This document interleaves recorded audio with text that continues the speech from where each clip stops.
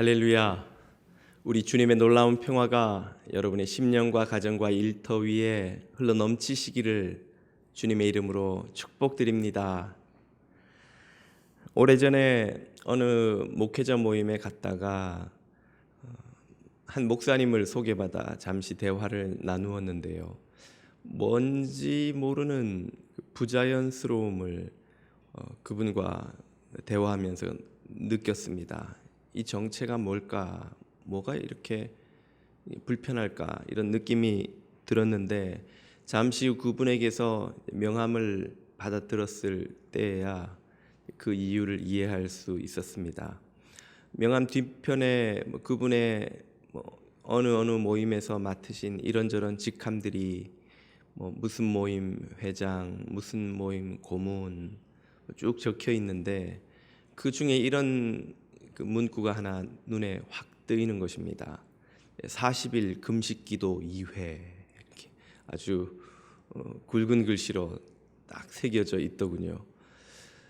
그 4일도 힘든 금식을 40일이나, 그것도 예수님도 한 번밖에 안 하신 40일 금식 기도를 2번씩이나 하셨다니 정말 대단하다 하는 생각도 드는 한편에, 아니 나 이렇게 기도 많이 하는 사람이요 하고 명함에 당당하게 적어 놓으신 것을 보니 기도하는 것을 이렇게 자랑하는 것이 적절한가 하는 생각이 의문이 드는 것입니다.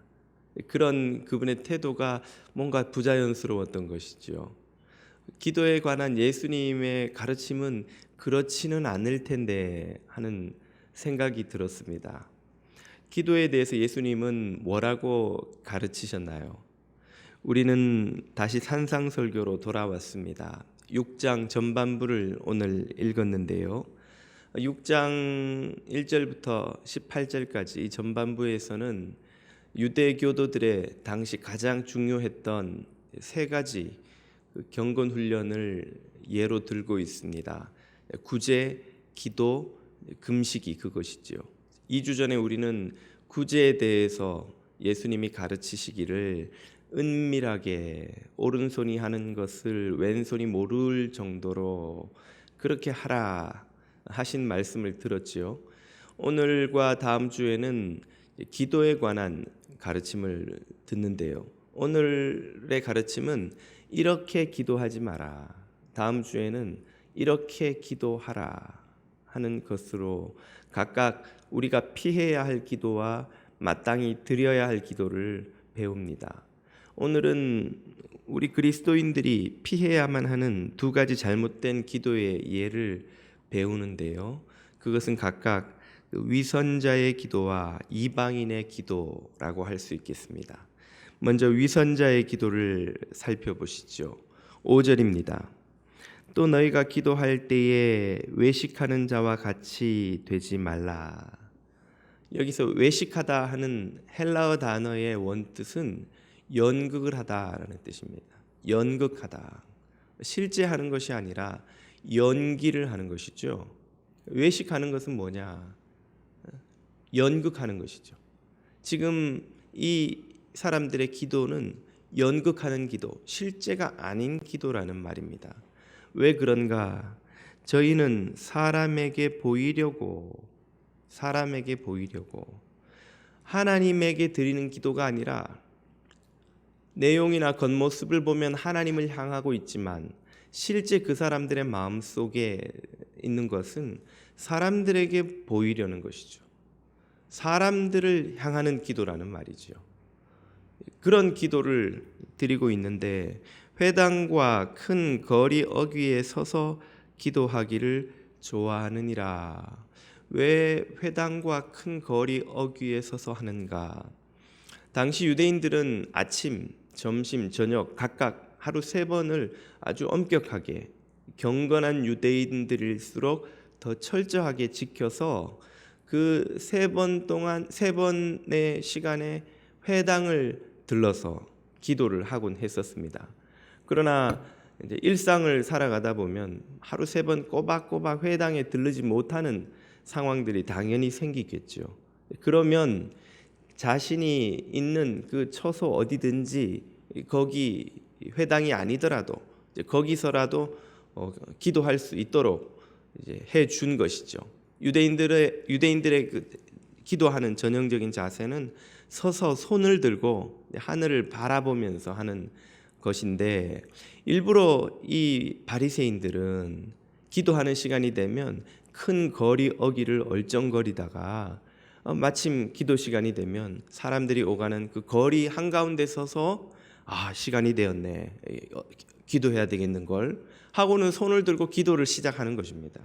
그러면 사람들이 그를 보면서 많은 율법을 철저히 지키지 못하는 서민들일수록 그 바리새인들을 보면서 저 사람은 저렇게 경건하게 철저하게 기도 시간을 지키는구나 하고 그들을 칭찬해주고 또 우러러보곤 했던 것이죠.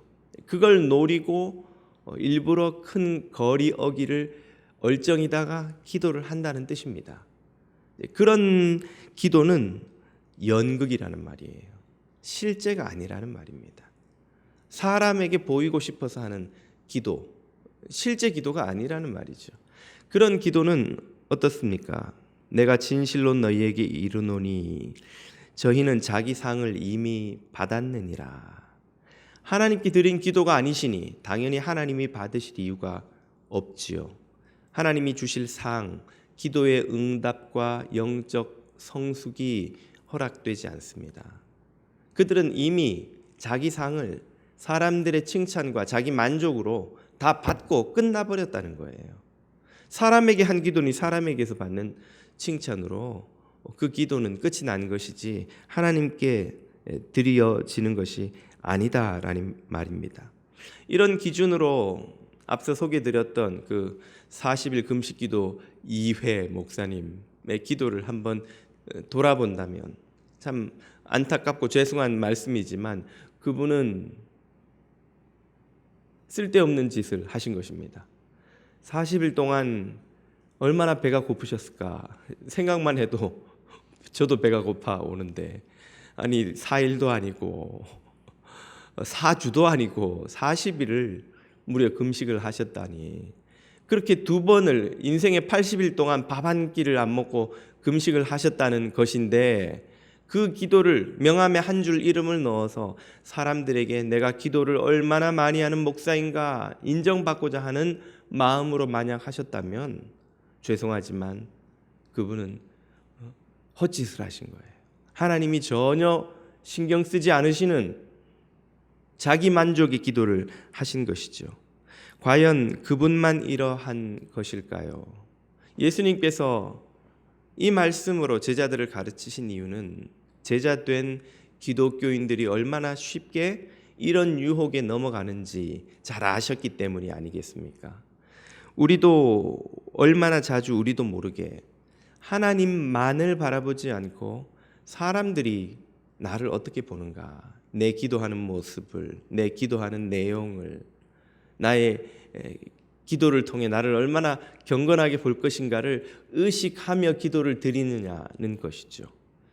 대표 기도를 예배 때도 하지만 구역 모임이든 교우들의 모임에서 할 일이 있지 않습니까? 그때 우리가 이 기도를 받으시는 하나님을 바라보고 있는지, 아니면 내 이 기도 문구를 통해서 은혜 받을 교인들을 생각하고 있는지 한번 우리를 돌아본다면 우리도 모르게 우리도 하나님보다 사람들을 더 의식할 때가 얼마나 많은지요. 이것은 공적인 기도가 공적인 기도를 금지해야 한다는 뜻이 물론 아니지요. 우리가 공적인 기도를 하든 개인 기도를 하든 어떤 경우에든 기도는 사람이 아닌 하나님만을 바라보는 것이어야 한다는 뜻입니다. 네온 사인이 가득한 도시에서 별을 못 보는 이유가 무엇입니까? 그 네온 사인의 보잘것없는 불빛이 어떻게 찬란한 별빛과 비교가 되겠습니까마는 하늘에 있는 별보다 눈앞에서 번쩍이는 네온 사인이 우리 눈에 더 잘 들어오고 그 별을 보지 못하는 것이 사람의 이 부족한 시각, 시력이죠. 우리의 영적 시력도 마찬가지입니다. 우리 곁에 사람들이 우리를 의식하고 바라보고 있으면 우리도 모르게 그 눈에 보이는 사람들을 의식하지 눈에 보이지 않는 하나님을 의식하게 되지 않는다는 것이죠. 그래서 예수님은 어떻게 기도하라고 가르치십니까? 6절입니다. 너는 기도할 때에 내 골방에 들어가 문을 닫고 은밀한 중에 계신 내 아버지께 기도하라. 은밀한 중에 보시는 내 아버지께서 갚으시리라. 골방으로 대표되는 고요한 장소, 사람들과 분리된 장소에서 기도를 드려야만 은밀하신 하나님을 볼 수 있기 때문에, 은밀한 가운데 우리를 만나주시는 그 하나님이 우리 시야에 비로소 들어오기 때문에 사람들로부터 자신을 분리시키고 은밀한 가운데 사람들에게 보이려 하지 말고 하나님만을 바라보고 기도를 드리라 하는 말씀입니다. 오늘 여러분의 기도는 누구를 향하고 있습니까? 여러분의 시야에서 사람들을 모두 내어버리고 오직 은밀한 가운데 지켜보시고 들으시고 응답하시는 그 하나님만을 향하는 여러분의 기도가 다 되시기를 축복드립니다. 우리가 피해야 할 첫 번째 기도가 위선자들의 기도였다면 두 번째 기도는 바로 이방인들의 기도입니다. 7절을 보시겠습니다. 또 기도할 때에 이방인과 같이 중언부언하지 말라. 여기서 우리는 이방인의 기도가 중언부언하는 기도라는 사실을 확인할 수가 있죠. 중언부언하는 기도가 무엇인가? 여기 한글 성경에 사용된 이 한자를 그대로 설명을 하면 반복해서 거듭말하고 또 덧붙여서 말하는 것, 반복하지 말고 덧붙이지 말아라. 이 문구 그대로 하자면 기도를 간결하게 하라는 뜻인데, 그러면 반복하는 기도는 모두 중언부언인가? 예수님의 기도를 보면 꼭 그렇다고만 말하기는 어렵습니다. 겟세마네 동산에서 예수님은 이렇게 기도하셨죠. 또 저희를 두시고 나아가 세 번째 동일한 말씀으로 기도하신 후 예수님도 반복하시네. 그러면 반복하는 기도는 모두 중언부언이라고 할 수는 없지 않겠습니까? 그러면 길게 하는 기도가 중언부언인가? 예수님의 기도를 또 한번 살펴보시면 그것도 쉽지 않은 결론입니다. 누가복음 6장이지요. 이때 예수께서 기도하시러 산으로 가사 밤이 새도록 하나님께 기도하시고, 밤이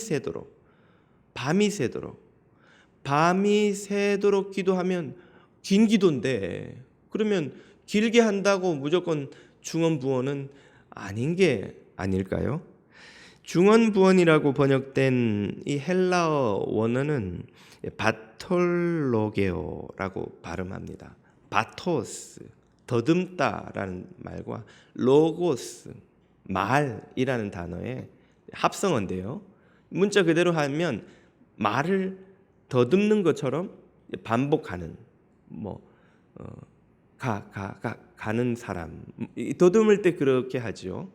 더듬듯이 같은 말을 반복하는 것을 바톨로게오라고 합니다. 이 단어의 뜻은 나중에 더 발전해서 주문이나 무의미한 말 혹은 쓸데없는 말을 계속 반복하는 것을 가리키는 표현으로 쓰였습니다. 그러면 무의미한 말의 반복이 중언부언이라면 의미 있는 말을 반복하는 것은 중언부언이 아니겠네요. 그렇게 생각할 수 있는데 그럴 수도 있고 그렇지 않을 수도 있습니다. 조금 더 중언부언에 대해서 우리가 정확하게 알아야 이런 기도의 실수를 하지 않을 것이기에 사례를 통해서 좀 더 생각해 보겠습니다.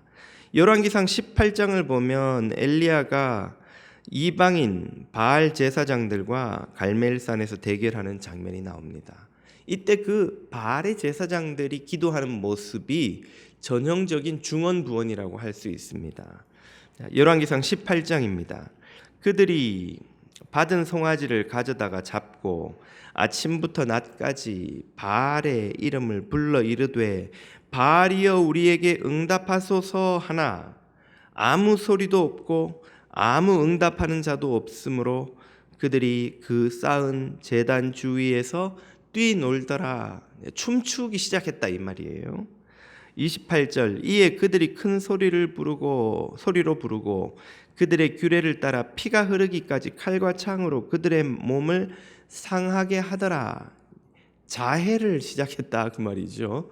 29절 이같이 하여 정오가 지났고 그들이 미친 듯이 떠들어 저녁 소제 드릴 때까지 이르렀으나. 자, 요약하자면 이 바알의 제사장들은 아침부터 점심을 지나 저녁 때까지 계속해서 바알이여 응답하소서라고 부르짖다가 나중에는 미친 듯이 떠들고 그리고는 춤을 추기 시작하고 심지어는 자해를 하기까지 합니다. 왜 이들은 미친 듯이 떠들며 반복하고 춤을 추고 자해를 했던 것일까요?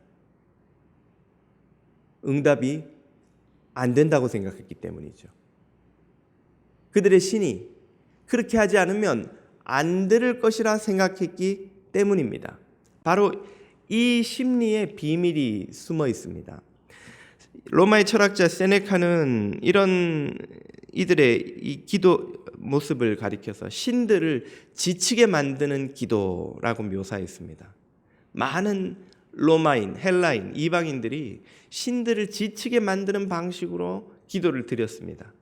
그들은 왜 그렇게까지 신들을 지치게 반복하고 막 춤을 추고 자해를 하고 미친 듯이 떠들어야만 했던 것일까요? 예수님의 말씀 속에 그 답이 이미 들어 있습니다. 7절 후반부에서 주님은 이렇게 말씀하시죠. 저희는 말을 많이 하여야 들으실 줄 생각하느니라. 말을 조금 해서는 안 들을 거라 생각한단 말이죠. 한번 여러분이 보험 세일즈맨이 되었다고 가정을 해보십시오. 세일즈를 하셔야 하는데 여러분에게 아주 호의적인 고객이 있고 여러분에게 적대적인 고객이 또 있습니다. 두 사람에게 다 상품을 팔아야 한다면 누구에게 더 말을 많이 해야 되겠습니까? 여러분을 믿고 좋아하고 호의적이고 여러분을 온전히 신뢰하는 고객이 있다면 그 사람에게는 많은 말이 필요 없겠죠. 사장님, 제가 상품을 조금 더 설명을 드릴게요. 아이고, 김 과장님, 무슨 김 과장님이 추천하는 상품이면 무조건 들어야지. 내가 김 과장님 말 듣고 내가 손해본 적 한 번도 없고 얼마나 많이 혜택을 입었는지 몰라요. 아, 김 과장, 더 말할 것도 없어. 계약서 가지고 와. 그냥 몇 마디 하지 않았는데도 비즈니스가 끝나버리겠죠. 그런데 여러분을 믿지 못하고 의심하고 여러분을 싫어하고 심지어 여러분에게 화가 나 있는 그런 고객에게 상품을 팔아야 한다고 생각을 해보십시오. 어떻게 해야 되겠어요? 미주알 고주알 그 사람을 달래기 위해 오해를 풀어주기 위해 그 사람의 이 의심을 풀어주기 위해 설명을 많이 해야 되겠죠. 그래도 그 고객이 글쎄 김 과장 말 들어보니 나쁜 상품 같지는 않은데 그래도 내가 좀 글쎄요, 내가 김 과장님한테 이걸 사야 될지 확신이 안 서네요. 아이고 사장님, 조금만 더 들어보십시오. 사실은 이 상품이 말입니다. 사실은 제가 말입니다. 사실은 요즘 이 경제 상황이 말입니다. 호의적이지 않은 고객에게 물건을 팔려면 상품, 서비스를 팔려면 말을 많이 해야 돼요. 그래도 안 되면 뭘 해야 됩니까? 보너스를 드려야죠. 이번에 이거 계약하시면 $10,000,000 가정용 정수기를 거의 실비로 그냥 되게 놔드립니다. 중요한 비즈니스인데 물러설 수 없는 상황이면 어떤 일까지 해야 되겠어요? 협박까지 해야 되는 거죠. 사장님, 지난번에 거래하신 것 중에 손해 많이 보신 거 제가 회사에 잘 이야기해서 다 손해 보시지 않게 메꿔 드렸는데 제가 그거 없던 걸로 할 수도 있습니다. 그럼 사장님 손해 많이 보실 거예요. 이번에 계약하시는 게 여러모로 사장님도 좋고 저도 좋을 거요. 왜 우리가 말을 많이 하고 달래고 얼르고 나중엔 협박까지 하지 않으면 안 되는 것일까요? 이방인들은 왜 그렇게 기도하는 것일까요? 그들의 신들이 그들에게 호의적이지 않다는 걸 알기 때문입니다. 그들이 믿는 신들은 그들에게 관심이 없어요. 그들의 필요가 뭔지도 모릅니다. 때로는 그들에게 화가 나 있습니다. 때로는 그들에게 벌을 주려고 적대적인 자세를 취하고 있어요.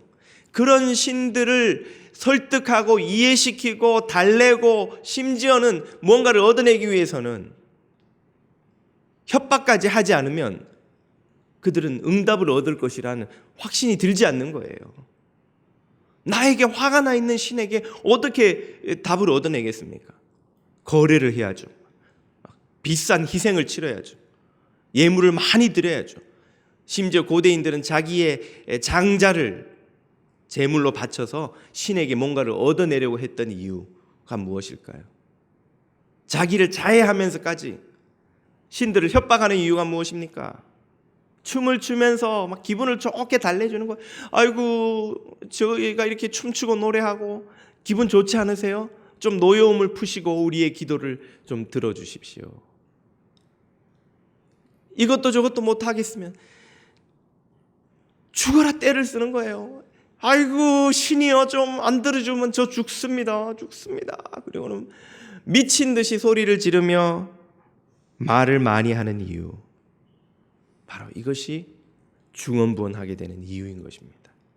그러므로 중언부언이란 말을 많이 하고 반복하는 것만을 가리키는 것이 아닙니다.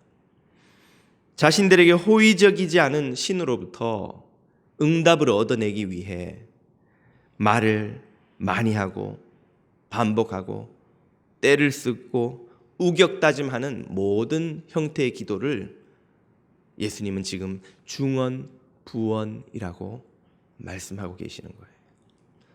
심지어는 이런 기도를 기독교인들조차도 할 수 있다는 것입니다. 기독교인들도 하나님이 나에게 관심이 없고 나의 필요를 모르시고 나에게 호의적이지 않으시고 나를 좋아하지 않으시고 그런 하나님에게서 뭔가를 얻어내야 된다고 믿을 때에 중언부언하지 않을 수 없다는 것이죠. 우리 기독교인들이 그런 어리석은 기도를 드리지 않기 위해 무엇을 깨달아야 합니까? 예수님이 8절에서 이렇게 말씀하시죠. 그러므로 너희도 그렇게 될 수 있으니 저희를 본받지 말아라. 구하기 전에 너희에게 있어야 할 것이 무엇인지를 하나님 너희 아버지께서는 이미 다 알고 계시느니라. 할렐루야. 이것을 믿으라는 거예요. 이것을 깨달으라는 것이죠. 하나님은 우리에게 관심이 많으신 정도가 아니라 관심이 지나치신 분이에요. 우리의 일거수일투족을 보지 않으시는 것이 없고 우리 마음의 작은 한숨까지 탄식까지 남들에게 말하지 못하는 마음속의 고민 하나하나까지 모르는 것이 없으신 분인 줄로 믿으시기를 바랍니다. 좋은 의미에서 주님은 어떤 스토커보다 더 여러분을 스토킹하십니다. 우리의 일거수일투족을 다 지켜보고 계세요. 얼마나 관심이 많으신지 놓치는 법이 없으시고 조시는 법이 없으시고 무심코 지나시는 법이 없어요. 우리의 가장 가까운 친구도 가족도 심지어 배우자도 놓치는 우리 마음 깊은 곳에 있는 한숨과 탄식을 주님은 절대 놓치지 않으시고 이미 다 알고 계시는 분입니다. 그리고 그것을 채워주실 때에 좋은 것으로 채워주시지요.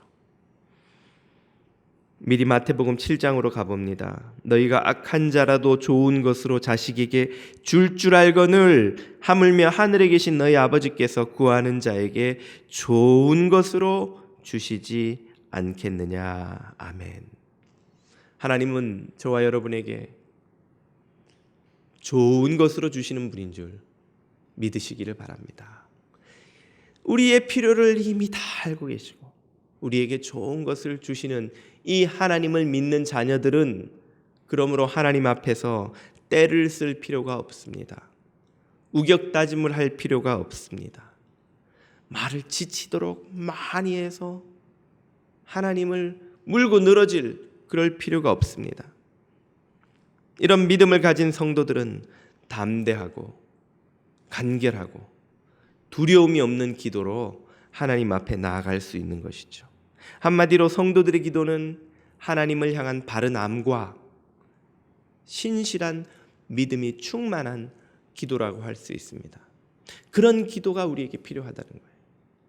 그런 기도로 나가면 하나님에게 떼쓸 필요가 없다는 것입니다. 화려한 미사역으로 주님의 마음을 달랠 필요가 없습니다. 전능하시고 위대하시고 전지하시고 부족함이 없으시고 사랑이 많으시고 긍휼하시고 모든 백성들을 돌아보시고 이 세상을 다스리시고 천지 만물을 주관하시고 야야 숨 넘어간다 알고 있으니까 그냥 빨리 불러라. 그냥 저희 평화도 사랑이도 진리도 저를 그렇게 부르지 않아요. 우리의 가정의 가장이시고 한 교회의 목회자가 되시며 어머니의 남편이 되시고 저희 삼남매의 신실한 아버지가 되시는 아빠! 끝. 아빠! 이거 아빠 저거 끝. 자녀들은 그렇게 부를 수 있는 거예요.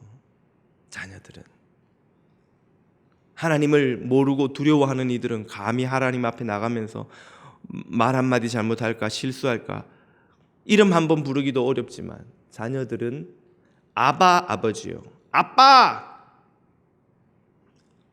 그렇게 부를 수 있는 것입니다. 하나님이 지쳐서라도 들어주지 않도록 쉴 새 없이 막 때를 쓰고 반복할 필요가 없는 거예요. 예전에 한국 교회에서는 방언을 그렇게 가르치는 데가 있었습니다. 자, 여러분 방언 받고 싶으세요? 따라하세요. 할렐루야를 무한 반복합니다. 할렐루야, 할렐루야, 할렐루야, 할렐루야, 방언 터졌습니다. 방언 터졌어요. 그게 방언이에요. 할렐루야, 하나님을 찬양하라는 이 아름다운 귀한 말을 무슨 시장에서 이 떨이 팔듯이 할렐루야, 할렐루야, 그걸 방언이라고 가르쳤으니 하나님 앞에 나가 거래할 필요가 없습니다. 하나님 이번에만 저를 살려주시면 주일 성수하고 이제부터 11조하고 하나님 앞에 헌신하겠습니다. 그러니 살려주십시오. 오케이, 11조 받고 콜 더블로 묶고 가. 하나님이 우리 11조를 받고 더블로 묶고 가주시겠어요? 하나님이 그 11조 때문에 배가 부르고 기뻐서 우리의 기도를 응답하시는 그런 빈곤하신 분이었다면 우리가 그분 앞에 나가 구할 게 뭐가 있을까요? 하나님을 협박할 이유도 없는 것입니다. 하나님 이번에 안 도와주시면 저 죽습니다. 저 교회 안 나올지도 몰라요. 하나님이 이렇게 나한테 무심하시면 저도 다 생각이 있어요. 아이고 우리 교회 안 나올까 봐 내가 무서워서라도 들어줘야 되겠다. 야야 그래 들어줄게. 아이고 안 들어줘서 큰일 날 뻔했네. 하나님이 그런 협박에 두려워 떨며 응답하시는 그런 연약한 분이실까요? 하나님에 대해서 잘못 알고 참 하나님의 모습을 신뢰하지 못한 채 드리는 모든 기도가 중언부언입니다. 하나님을 아는 자녀들, 신뢰하는 자녀들은 그런 중언부언을 이제는 할 이유가 없는 것이죠. 여러분의 기도에서 이런 모든 중언부언이 사라지고 믿음으로 충만한 기도로 변화되기를 축복드립니다.